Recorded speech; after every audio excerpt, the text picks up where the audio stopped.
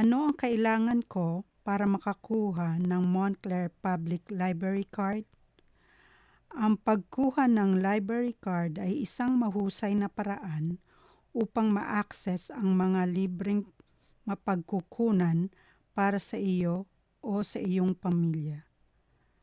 Madali itong makuha at kailangan mo lang ng ilang bagay para mag-apply.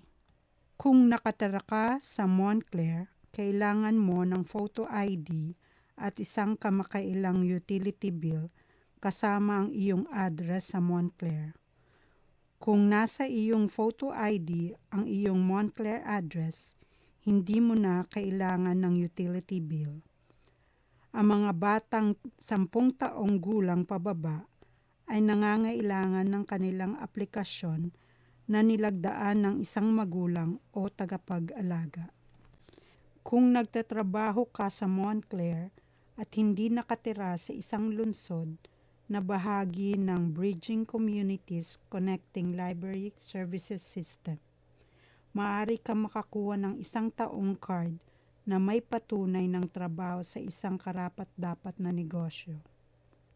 Kung ikaw ay isang mag-aaral sa mga grado ng kindergarten hanggang 12, ngunit hindi nakatira sa ibang lugar, maaari ka makakuha ng isang card na may patunay ng pagpapatala sa isang paaralan sa Montclair.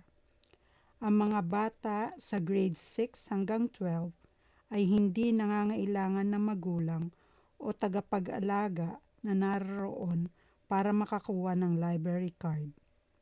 Magagamit nila ang kanilang School Genesis account para makakuha ng card. Maaari kang mag-apply para sa isang card sa link ng video na ito at bisitahin kami ng personal na may dokumentasyon kapag handa ka na. Mag-apply sa alinman sa aming 2 lokasyon ng library. Para sa higit pang mga detalye, bisitahin ang montclairlibrary.org.